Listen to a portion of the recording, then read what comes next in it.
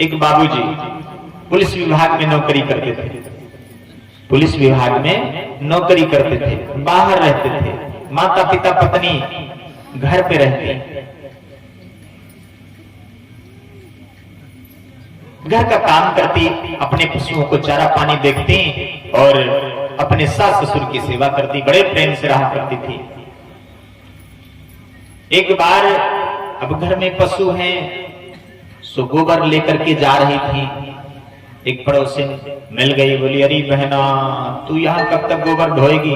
तेरे बाबूजी देख बाहर रहते हैं और तू इतने बड़े अधिकारी तेरे पति हैं और तू यहाँ गोबर ढोती है सर पे लग करके, ये क्या सब?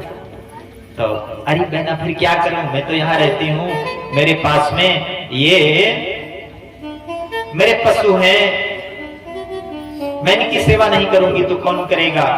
अरे बोले पगली ये सब छोड़ दे, इस बार बाबूजी आ जाएं तो तू भी साथ में चली जा, मौज से रहना वहीं आराम से, ये कुछ नहीं करना पड़ेगा। कब तक गोबर ढोएगी? बेचारी कुछ पढ़ी लिखी कम थी।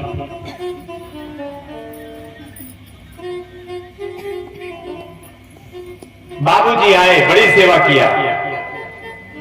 एक सप्ताह की छुट्टी थी, बाबूजी को जाना था, छुट्टी पूरी हो गई। बाबूजी ने बोला देवी कल मुझे निकलना है, थोड़ी तैयारी कर देना, व्यवस्था कर देना। तो व्यवस्था तो कुछ किया नहीं। आप गई शाम को सैन्य कक्ष में सेवा करना शुरू किया और बोले बाबूजी हम भी साथ में चलेंगे।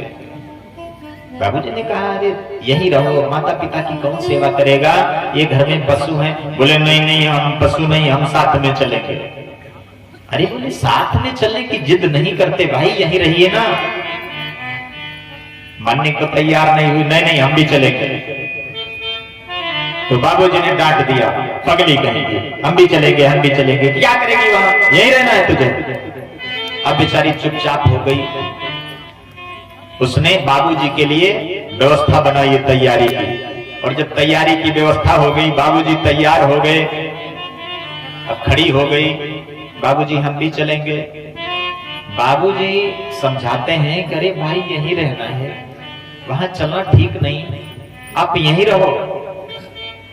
बोले बाबूजी हम भी चलेंगे। अब बाबूजी फिर समझाए उसको, नहीं नहीं तुम यहीं रहो, माता पिता की कौन सेवा करेगा, इन पशुओं को कौन देखेगा। चुप हो गई। थोड़ी देर के बाद में फिर कहती बाबूजी हम भी चलेंगे। बाबूजी को गुस्सा आया, बोले पगली कहीं की, हम भी चलेंगे हम भी चलेंगे, जब से देखो हम भी चलेंगे। कल से इसने एक ही बात बोलना सीख लिया, हम भी चलेंगे हम भी चलेंगे, खबरदार तुझको नहीं जाना। तो कहने लगी बाबूजी अगर हम नहीं जाएंगे ना तो लौट के जब आओगे तो हम फिर मिल नहीं पाएंगे। बाबूजी ने सोचा ये तो बड़ी खतरे की बात है, क्या हो गया तुझे, तेरी मति ऐसी क्यों खराब हो गई? बोले बाबूजी हमको साथ में ले चलो। बाबूजी ने सोचा अब इसको ले ही चलना पड़ेगा, नहीं ऐसा ना हो कोई गड़बड़ कर डाले। बाबूजी ने कहा ठीक है चल तैयार हो जाओ। बाबूजी ने साथ में ले लिया, नारी हट साथ में ले लिया।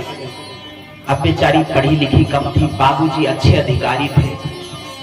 अब सोच रहे थे कि ये पगली साथ में जाएगी और वहां सब बड़े बड़े अफसरों की पत्नियां हैं, बढ़िया पढ़ी लिखी हैं, और ये तो गोबर थापने वाली है, घर का काम करने वाली है, कैसे चलेगा? तो बाबूजी सोचते क्या करूं इसको। तो बाबूजी सफर करते हैं, ट्रेन में बैठ करके सफर करते हैं। उनके अंदर भी यही विचार आया कि कैसे कैसे रहेगी, क्या करेगी। तो फिर शहर आ गया, उतरे, बाहर ऑटो किया, विचार किया मैं क्या करूंगा, ये मानती नहीं, चली आई। तो बाबूजी ने सोचा इसको कुछ पढ़ा देता हूं, पढ़ा दूं इसको कुछ। तो बाबूजी ने कहा अच्छा देखो अब आ गई हो तो ठीक बात है, वहां हम तो चले जाएंगे ड्यूटी पे और आप कमरे में रहोगी।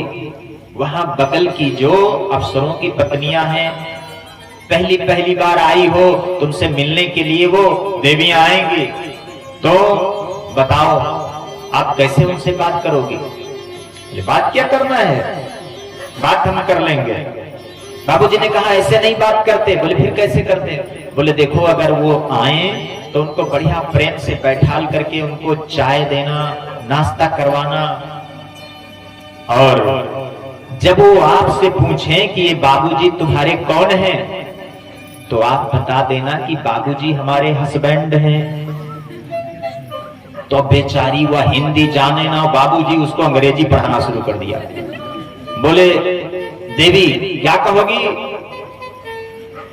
तो बेचारी हंस हंस करे, वो कुछ कह न पाए, हंस हंस करे, हंस हंस करे। बाबूजी ने कहा पगली कहीं की, ऐसे नहीं, हस्बैंड बोलते हैं। अरे बोली इतनी पगली नहीं है, हम जानते हैं क्या कहना, क्या कहना? बोले हस्बैंड कहना है। बाबूजी ने सोचा हाँ समझ गई, सीख लिया इसने हस्बैंड कहना, हस्बैंड। अच्छा, और जब तुमसे पूछे कि तुम उनकी कौन हो, तो फिर क्या बताएंगे? तो बाबूजी ने कहा बता देना कि हम उनकी वाइफ हैं, वाइफ हैं, हम उनकी वाइफ हैं।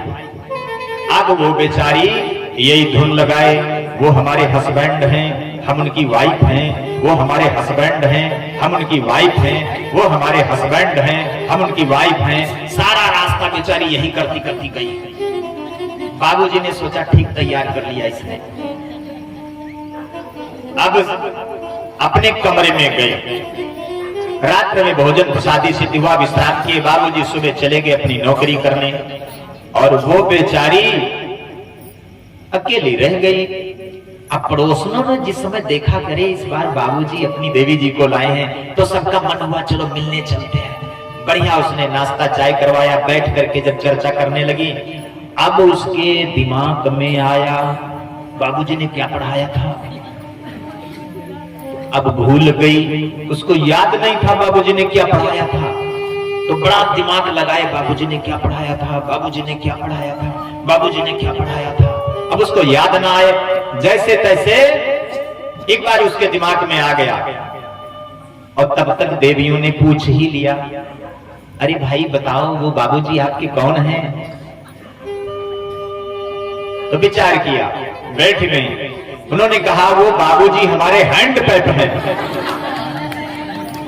अब सुनो, ऑफिस वाले बेचारे सोचते, जितनी वो देवियां थी समझ गई कि अरे बड़ी पढ़ी लिखी है।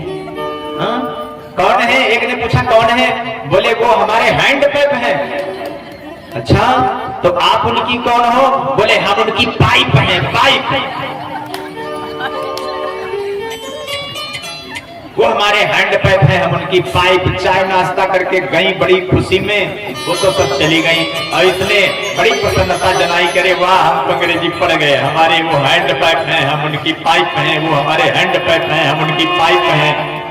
बाबूजी आए, उनको सबसे पहले यही चिंता थी कि देवियां मिलने आई होंगी। आए बाबूजी, पूछा बताओ ये देवियां आई थी? बोले हाँ आई थी। अच्छा, फिर हमने बढ़िया नाश्ता पानी करवाया, फिर क्या हुआ? फिर उन्होंने पूछा कि वो बाबूजी तुम्हारे कौन? हमने फटाक से उत्तर दिया, क्या बताया? बोले हमने कह दिया वो हमारे हैंड पैप है। बाबूजी दंग रह गए। अच्छा तो चलो, मुझे यही कहना था कि धीरे धीरे भजन का पथ भी धीरे धीरे चलेगा, धीरे धीरे भक्ति का पथ प्रशस्त होगा। जल्दी करने की जरूरत नहीं तो हस्बैंड की जगह पे हैंड पाइप निकलेगा। बोलिए गुरुदेव भगवान की जय।